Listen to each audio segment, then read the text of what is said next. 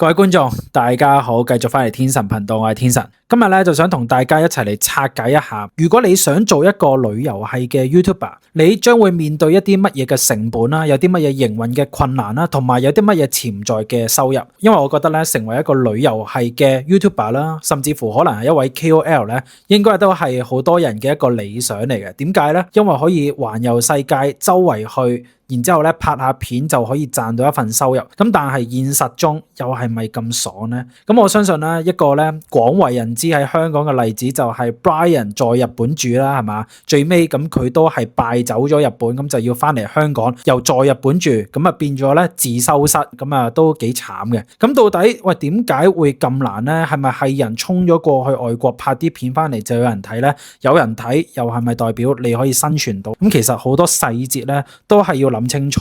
咁我咧唔係全職做旅遊嘅，因為我唔係旅遊類別啦，我唔係呢個界別嘅。但係咧，我都大約會知道佢哋嗰啲成本啊、收入嘅。咁所以今日咧就想同大家拆解一下，都希望啦各位觀眾，如果你有任何意見咧，都可以留言分享交流嘅。OK，咁咧戴翻個頭盔先，唔係話一定咧適用於所有嘅旅遊系 YouTuber 啊等等。咁我只係略略估計個成本啦，同埋收入俾大家睇嘅啫。OK，咁開始之前都係記得訂閱我個頻道啦。咁中意嘅話可以俾 like。同埋咧留言，好啦，我哋開始啦。咁不如咧先講下咧，做旅遊系 YouTuber 有分邊幾種先好嘛？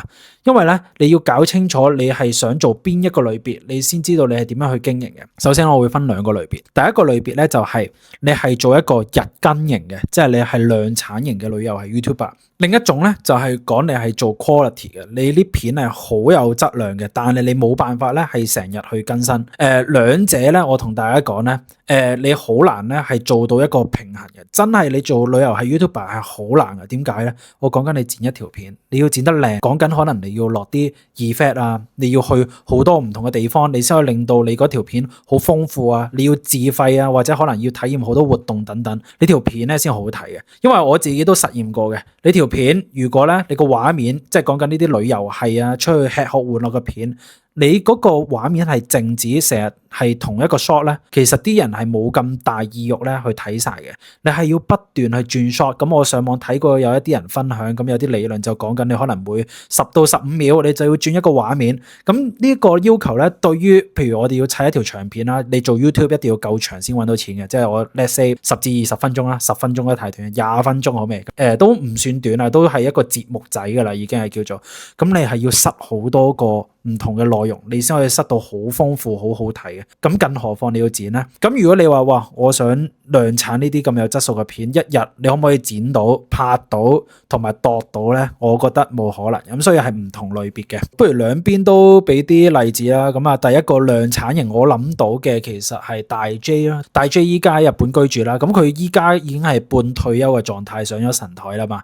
咁啊都幾乎穩夠啦。咁但係咧，佢之前咧係的確係幾乎做到每日更新嘅。OK，咁佢喺日本咧就周圍去啦，周圍食嘢啦。咁可能咧佢食一間餐廳就一條片噶啦。咁啊，所以咧佢可以做到一個量產。咁佢每日咧都有出片，然後咧每條片都有幾萬至10萬，或者有陣時咧更加爆咁啊，多啲人睇。咁佢呢一種咧，我覺得會比較生存到。另一種咧就話做質量。咁即係你係可能1個禮拜一條片，或者2個禮拜一條片，甚至乎1個月先一條片嘅。咁呢一啲咧又係另一個模式嚟嘅。咁我哋依家大約了解咗呢兩種先。但係有一樣嘢我都想同大家分享嘅就係，如果你有人真係想開始做一個旅遊系 YouTuber，你要知道你究竟係咪一個好擅長即興諗到啲內容啊，或者好識分享你自己感受嘅一個人。點解咁講呢？因為好多時做旅行咧，雖然你可以有一個大概你嗰個行程個計劃，咁但係咧每一個行程入面嘅 item 好多時咧，你都係未體驗過嘅。又或者咧好多嘢咧，其實可能係即時發生啦，又或者你係需要去同人哋做一個互動，咁樣條片咧先會係好睇嘅。有陣時你玩過啊，咁但係全世界咁大，你玩過嘅嘢咧一定包括唔晒咁多嘅。咁所以永遠都會有啲嘢你未玩過，而喺你對一樣嘢未知嘅時候，你可唔可以俾觀眾呈現到一個好有趣嘅內容咧，或者好豐富嘅內容咧？呢個都係好考你自己嘅功力。咁同埋咧，我自己覺得啊，即係有陣時你去旅遊嘅時候，你或多或少你都會帶住一個去玩嘅心態去 enjoy 呢個 trip 噶嘛，呢個旅程噶嘛。但係咧，我想講咧，拍片啦、拍攝製作咧係會影響你嘅體驗。所以咧，你做之前你都要問下自己，你自己究竟會唔會好着重你成個行程體驗，你係要無縫咧，或者你係想好 relax 咧？因為如果係拍咗片嘅話咧，我覺得都可以 relax，但係你要好勁你先做到，你要好駕輕就熟，你去間餐廳食嘢啊，係嘛？你可能你去點 menu 啊，然之後嗰碟嘢嚟到啊，你要影得好靚啊，然後再介紹佢，再去做個食評啊，然之後埋單幾錢啊等等，呢啲咧其實每一個位你都要走去拍嘅，咁咧一定係會影響咗你成個體驗嘅，即係可能你啲菜嚟到，如果你唔係拍片，你唔係一個 content creator，你其實就可以直接咧就食，咁你最多係影張相擺上 IG 打卡嘅啫，咁但係你講緊做一個 YouTuber，你要拍片拍一個節目，你就要咧係咁影佢，咁你可能就要揾嗰個角度啦，係嘛？然後你要諗邊啲影邊啲唔影啦，你冇理由乜都影晒啊，乜都影晒咁條片又唔好睇，你淨係可以影啲最好嘅嘢俾人哋睇，咁所以呢度哇其實都已經影響咗。然後咧有陣時有啲特別嘅活動，我就舉個例啦，譬如我布吉，我要玩水上電單車，你點樣拍俾啲觀眾睇咧？係嘛？呢度又諗你一段時間噶咯，又或者你玩卡丁車，你又點拍咧？嗱，大家觀眾你依家諗唔諗到？咁啊，譬如卡丁車佢係點拍咧？佢係喺個頭盔度擺個 GoPro。擺其他儀器嘅，咁嗰度又係另外一個成本啦，陣間計。咁但係咧就係講緊你諗點樣拍攝嘅時候，其實都會係令到你個行程咧係要多咗好多工作去做。咁其實就唔係話淨係去玩。咁所以咧有啲人啦，佢覺得我做一個旅遊係 YouTuber，我就係純粹出去世界唔同各地，然後就係咁一路玩一路拍下嘢賺下 feels，咁我就生存到啦。並不是，完全唔係嗰一回事。同埋咧，如果純靠觀看量去賺錢咧，係死緊嘅。我話俾你聽。你一定係要多元化嘅收入。好啦，咁不如依家咧，直接就同大家數一數咧，個旅遊係 YouTuber，你到底可以有啲乜嘢收入嘅來源？我會好具體俾啲數，大家俾到嘅，我盡量俾啦，係嘛？因為咧，我希望幫到真係有啲人咧係想成為一個旅遊係 YouTuber 嘅，而且佢係好現實咁樣想知道個真實情況。咁我希望幫到呢一堆人 ，OK？咁我都希望遲啲可能可以訪問到相關嘅 QL 啦，係嘛？喂 KKMA 啊，校仔嗰啲，喂佢點樣做到依家咁大咧嚇？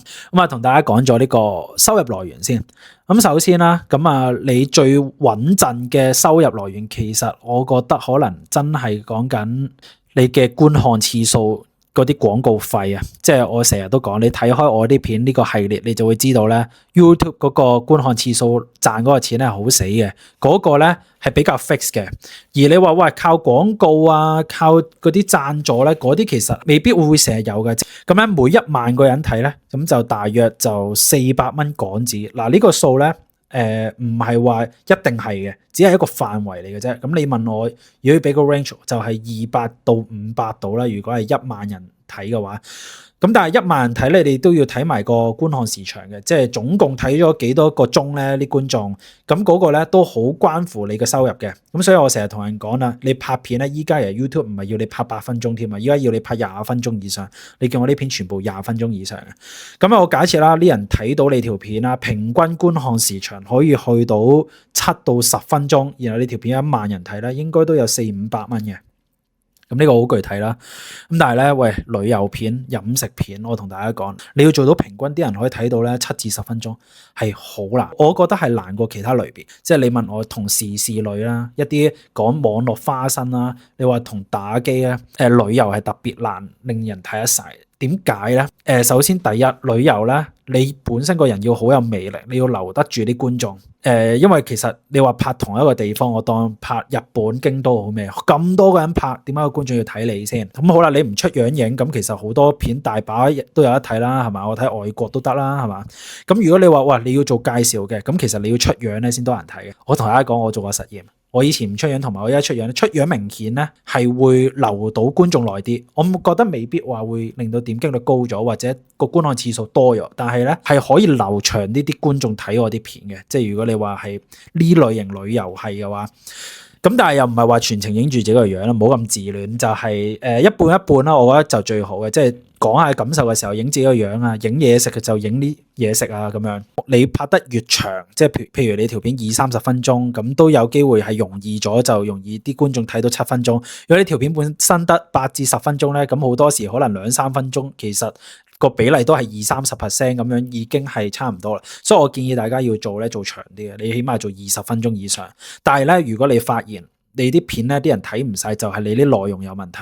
所以我啱啱都講過，你點樣係不斷去令到你條片更加豐富，吸引到啲觀眾，就係你要思考嘅嘢，你先可以咧真係揾到錢。因為你就算出咗條20分鐘片，但係嗰條片啲人睇得2分鐘嘅啫，咁其實都揾唔到錢嘅。個時長同嗰個賺取廣告收入係有直接嘅關係嘅。OK， 咁又咁講啦，根據翻 YouTube 嘅演算法，咁其實啲人如果睇唔晒你條片，即係咧嗰個平均觀看時間嗰個 percentage 啊，佔你成條片嘅時長，如果可能得嗰10%，即係譬如你10分鐘片睇得2分鐘咧，YouTube 係唔會推你條片啦，你起碼要有40%，係嘛？咁佢就會有個綠剔，咁有個綠剔咧就開始推啊，咁但係推都未必話會保證咧推晒俾咁多個人睇啊。咁所以咧我同大家計埋噶啦，即係你做量產型，然後你做可能間唔中1個禮拜出2條嘅咁樣，咁你可以計啦。咁如果我量產型，我1日1條，我當我每條1萬人睇，其實好勁。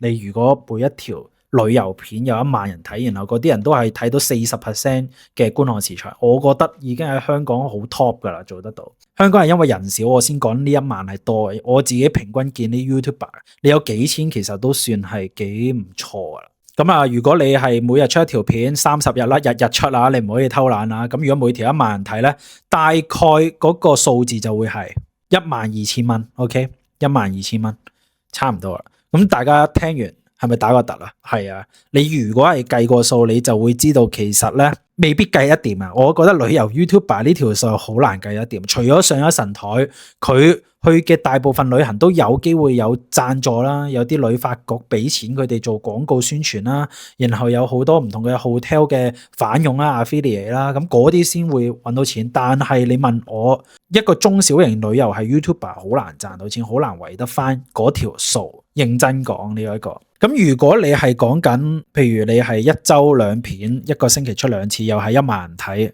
咁條數又再少啲 ，OK， 咁即係8嚿一個禮拜，咁啊3200到啦，8432啊嘛，係嘛，咁其實你就會大概知啊。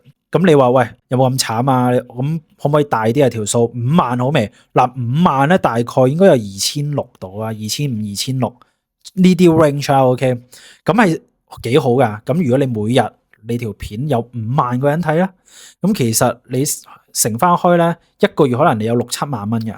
咁假如再好啲啦，你頂流啦，係咪？大 J 以前1日1片咧，每條咧10萬人睇，咁就可能係5000一條啦，5000一條咧乘翻30就10幾萬咯，咁就有數為啦。但係咧講緊係頂級，我覺得可以做到呢個 level 嘅人，真係可能喺香港得幾十個人以內，甚至乎冇，係嘛？我唔敢講咁盡，但係我覺得就應該冇咁多人。大多數咧可能行質量啦，咁佢拍一條片有10幾萬人睇都頂流啦，係嘛？何況你講緊30幾40幾萬，10幾萬人睇咧，你其實都係6-7千。我當你一個禮拜一條，10幾萬人睇6-7千，你其實都係2萬零3萬蚊。你係冇打工揾得咁多，我打工我依家譬如30歲，你起碼都開始揾緊4-5皮以上啦。假設你係一個正常嘅 career path 係有前景嘅，咁所以你自己去計下啦。你仲要講緊旅遊係 YouTuber，你手停口停，你一停咗就冇收入，然後好大壓力啦。你未來點算咧？假設你做唔起，冇人識你，就完噶咯。即係同 Uber 好似嘅，你呢一樣嘢帶唔走去其他一個行業嗰度當經驗噶嘛？哇！呢啲位。咁所以咧，我希望大家都係要諗一諗，因為其實 Brian 在日本住，佢係一個好好嘅例子，話俾你聽，一個旅居嘅 YouTuber 佢係有幾難做。即係我想講咧，嗰陣時佢過咗去拍，佢可能唔知啊自己。我覺得佢係拎住一手好牌，我估唔到咧，佢嗰啲片係有人睇，即係有幾千人睇。佢可能覺得少，但係其實我覺得係幾多。即係如果現實少少貼地啲睇啊，咁你都要慢慢儲啊。咁啊，講完呢一個觀看次數啦，你就算頂流，其實都係一份人工仔嘅啫。都未講上話你要扣翻啲成本，係嘛？要扣成本啊！大家嗰啲廣告收入係你入袋啊，你未俾出去，我未計到嗰啲數。OK，咁之後咧再講下會員啊，會員咧都有個 percentage 嘅，大約0.1% 啦。即係譬如你1萬個人，咁可能會有10個人做你嘅會員啦。咁啊，視乎你有冇成日叫你啲觀眾去加入會員支持你，或者你俾啲乜嘢福利俾你啲會員，你有心經營嘅話，我覺得可能會高啲。咁如果你完全係冇呼籲過咧，咁可能 0.1% 或者更低都有呢個可能性嘅，係啦。咁啊，睇你有冇經營。咁所以咧，你聽完我講，你就會明白，喂，嗰時點解 Brian 在日本住，無啦啦會走去開通會員，因為好明顯佢行觀看數量賺錢嗰一個策略咧係唔 work 嘅。你睇完我呢條片，你已經計得到嗰條數係唔 work 嘅，因為你都未出名，係咪？人哋頂流齋靠觀看次數都冇辦法生存，你點做咧？咁所以咧，第二條路咧就係開會員啦。咁其實唔係第二條路，全部路都係一齊行嘅。但係開會員咧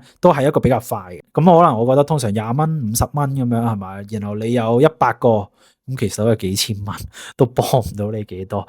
你就一係又開貴啲100蚊，睇下有冇人咧會支持你。咁但係都難啲嘅100蚊，因為有陣時你話喂，我做會員專屬片，有啲乜嘢專屬片你可以俾人啫，係嘛？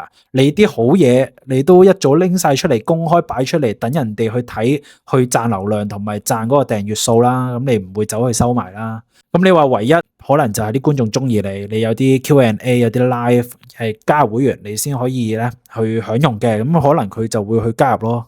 因為你話額外再做一個會員影片 for 一個旅遊係 YouTuber， 其實又係好難嘅，你冇咁多時間。我啱啱講嗰啲日更你都未必搞得掂。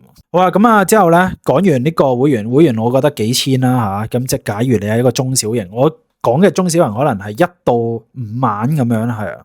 可能會再多啲嘅，即係睇你點樣去聆聽你嗰啲會員，或者你俾啲乜嘢福利。你係咁叫人做，我覺得可能都會有幾百個咁樣嘅。但係1000個、2000個嗰啲真係可能你要大少少先有，即係大型啲嗰啲 YouTuber 先有。好啦，咁之後咧，仲有一個咧，我覺得都係會比較好賺嘅，就 affiliate 嗰啲叫聯盟行銷，即係包括啦，你睇緊嘅好多嗰啲咩 Klook 啊、Trip.com 啊。Agoda 啊嗰啲全部咧都有反佣嘅 affiliate，咁但係咧每一個咧你要去申請做 partner，你要做咗 partner，人哋先會俾條 referral link 你去賺錢嘅。咁做 partner 嘅難度都唔同嘅。咁我自己覺得好似 Trip.com 最易，咁佢話佢反佣7%。咁啊呢一個咧算係比較高嘅，我見咁多個平台，同埋都算係比較容易入手啊，你去申請就有噶啦。咁所以咧，其實你依家睇完我呢條片，你都可以咧自己去 Trip.com 即刻整條 affiliate， 咁啊減7%。咁我唔肯定佢係咪全部酒店減，咁但係我搜翻望，咁好明顯有人撳咗條 link， 真係俾咗錢，真係去完用完啦，咁係會真係收到錢嘅。咁呢個我可以肯定嘅。咁呢個咧點解我話最好揾咧？咁其實就係啦，介紹人哋買嘢咧係最容易，即係所有嘢都係啊，容易過你去叫人做會員啊，叫人捐錢啊，因為人哋真係需要啊嘛。即係譬如啊，我日本京都，我諗唔到住咩酒店喎。我睇完你條片，我覺得你嗰間唔錯，咁我咪用你條 affiliate 嗰條 link 去撳入去買咯，係嘛？咁有陣時可能點擊嗰個人都會有 discount 有嘢賺，咁人哋會更加肯去點擊咯，係嘛？咁其實你睇下小思佢嘅信用卡都係咁樣做。咁不過咧，酒店嗰啲咧就難啲嘅，即係冇咁多人會同時間去同一個地方 book 同一間酒店噶嘛。咁但係呢個都會係一個其中一個收入途徑。咁你就當可能一單都幾十蚊左右啦，即係7%，我當1000蚊1萬好未？咁70蚊咯，咁你有10個人咪700蚊咯，嗰一 round 係嘛？咁即係嗰一條片你帶到嘅翻嚟，咁我可能我覺得一般啦。你1萬人睇嘅片可以帶到幾多嘅conversion 咧，即係一個轉化成為一個反佣嘅客戶咧。咁我估可能我冇1%，應該0點幾%、0.34%，咁可能1萬人睇有20-30個人買咗。我覺得酒店呢啲應該會少啲，但係你話可能機票啊其他體驗可能會好少少。咁呢個可以留言大家交流下，因為做開 marketing 嗰啲應該都知嘅。呢啲數咧唔係話 YouTube 咧專用嘅，有好多 marketer 應該都會識。咁之後啦，除咗 affiliate 呢一度其實都係好細個 part 嘅啫，只不過我覺得係比較容易變現。仲有一 part 就譬如你有自家產品，我見過有啲外國 YouTuber 佢係自己賣一啲銀包啊，一啲卡片套咁樣，可能幾嚿水，咁嗰啲咧你可能咧一單就淨袋2-3嚿，咁嗰啲咧都會係比較好賺嘅。觀眾中意你，佢就會買你嘅 product，或者你成日唔覺意 show 出嚟，啲人就話哇咁好用喺邊度買啊咁樣，呢啲好易 sell 嘅。OK，咁你呢啲咧就係一壇生意啦，咁就唔係話咁慘賺廣告費手停口停，呢啲真係一門生意。咁呢度咧嗰條數咧，我覺得無可限量。但係咧，我想講就係你啲 product 咧真係要靚啦，同埋你係咪真係明聽到一個生意咧？你整個銀包出嚟，你喺邊度入貨咧？你淘寶俾人知道又鬧你噶咯喎，咁所以咧呢啲都係有啲難度嘅嘢啦。咁但係我覺得如果你係本身有談生意，即係我哪怕你係一個鑽石商都好啊，然之後你真係去睇鑽石，去南非係嘛，去睇呢啲天然鑽石咁樣帶大家去玩，然後去睇嗰啲礦。喂，咁你如果做呢啲，然後你又係賣鑽石，咁你發達啦。OK，咁我諗到嘅就係咁咯。嗱，條數有冇得計啊？呢個係一壇生意形式，我係最推薦大家咁樣玩嘅。其他咧嗰啲玩法咧都係好難生存。你本身我覺得要冇乜負擔先做得到啊。咁之後啊，粉絲贊助啊 donation 啦，呢度冇得講。我覺得如果你做直播會易啲，咁可能你去完一個 trip 拍咗一條好豐富嘅片啊，咁可能幾條一個系列啦，然之後開翻個 Q&A 同觀眾互動。咁但係咧，我想講直播你要可能有人睇咧，好難。咩叫有人睇咧？我當100-200個人好未？喺香港如果100-200個人睇你個直播，又係我覺得都算幾好噶啦。即係唔好睇少，有啲人睇少，點解我得100-200個人？喺香港好多噶啦，香港本身人少啊，好老實講，你要去到1000個人同時間睇你個直播咧，你基本上你一線噶啦。我肯定係啊，呢啲數係1000個人同時睇緊你直播，你一線 YouTuber 嚟嘅。你要多人睇你直播，你先有機會倒呢，因為倒呢咧係一個氣氛嚟嘅，越多人咧倒呢咧，咁就越旺盛嘅。咁如果你個 chat room 係冇乜人咧中意打賞嘅，咁其實就會好靜咯 keep 住打賞後，如果一旦真係俾你咧立到一班中意打賞俾你嘅觀眾咧，你又揾好多錢。即係譬如我睇之前 Channel C 有個人係專做咧一啲特別活動嘅 live 嘅，即係好似花車巡遊，好似倒數咁，佢全部咧都會衝出去咧就做呢一個採訪直擊嘅。咁留言區好多人打賞，我估啊1晚可能都可以賺到1萬蚊。認真講，咁你如果多活動，譬如你日日直播，你30日，咁可能你真係賺到6位數字都唔奇。donation 係最多嘅，咁不過 YouTube 佢要拆啦，我唔記得咗，好似拆30%都幾多，咁但係仍然都係好好賺。咁之後啦，同其他平台合作啦，即係唔係話 YouTube 嘅廣告贊助啦，就係可能係 Surfshark 啦，咁就真係去俾可能幾千蚊你，咁啊植入式廣告咁樣，咁我唔知有冇幾千蚊，可能2-3千咁樣啦。咁如果你一線可能多啲啦，咁啊大約呢啲 range 咯。咁好啦，咁我啱啱就計完啦，咁呢個收入結構，咁我唔知道大家點睇咧。但係我想講，你想開晒咁多條收入鏈咧，其實係難嘅。你淨係講緊你要有流量嗰一下，都好考你嘅人格魅力啦。OK，咁之後咧，不如講完收入就講下成本啊。你如果想做得好靚，我記得之前有個女仔喺非洲喺度拍嗰啲 vlog 啊，旅行 vlog 好靚嘅拍得，冇人帶好多腳架相機嗰啲。喂，咁嗰啲就一筆啦。我諗可能你2-3萬就可以買到啲靚器材過去啦。咁但係你問我咧，起步咧，其實唔需要咁靚。你睇翻我上次報嗰條片，我唔係話我拍得靚，我其實都可以拍得好靚，但係我唔係主打呢啲啊嘛。你一部手機就夠噶啦，你唔需要帶咁多嘢。一部手機就夠拍噶。如果你啲嘢真係得嘅話，你可以試咗你個 concept 先，唔使一嚟就拎住個單反啦。我同你講啊，你拎單反只會令到你去旅行嘅成本增加。嗰個成本唔係講緊金錢嘅成本，而係你嗰個負擔啊。你要拎住部相機，然後咧你又見到啲靚嘢，啲食物到台，你每次又要打開，又要 set K， 又可能又要落腳架，你冇心機拍。我建議就係要輕便式，隨時可以做，咁先係最啱旅遊YouTuber 去做啊。你要夠機動咯。如果唔係咧，你一個月一條片拍到好靚，你要搵唔到食嘅。你咁樣之後咧，除咗器材成本啦，最重要嘅成本就係你要去旅行啦，係嘛？你要去唔同地方旅行啦。我拎翻我啱啱報吉個 trip 去做一個例子啦。咁5日嘅行程，咁其實都要使成萬幾蚊嘅，講緊機票來回啊，3000蚊啦，廉航啊，然後酒店啊，我當我住4晚，每晚1000啦，咁就4000。咁你話可唔可以住平啲咧？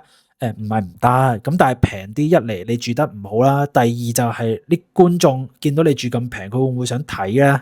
啲觀眾睇你條片就係想睇你放鬆，睇你玩得開心。喂，但係如果你係窮遊嘅，都可能會有班觀眾中意嘅。你揾到啲性價比高嘅話，咁但係你本身你想啲嘢靚，你去 book 嗰啲嘢都要靚，先會出嚟效果好咯。又食嘢啦，我2500咁，我都覺得唔係食得好好噶啦，唔係 fine dining 啊，日本一定唔得，係布吉咁樣，我食啲泰國嘢先得啊。然後一啲體驗啦，即係譬如我去水族館啊，我去玩水上電單車啊等等嗰啲費用啦。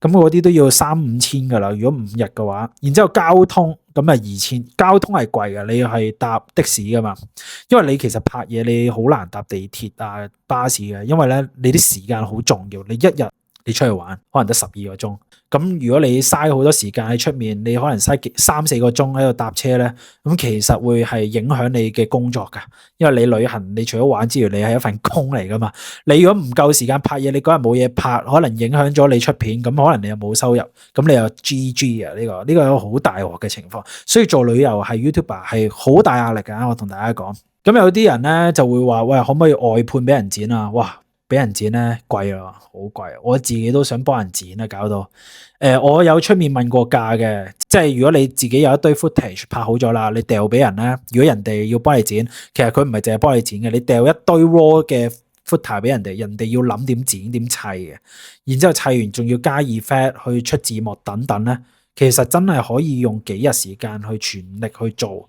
仲要未必話係好精美喎，已經係嘥時間。我明嗰個人力嗰個 cost 喺邊嘅，咁所以唔會係平咯。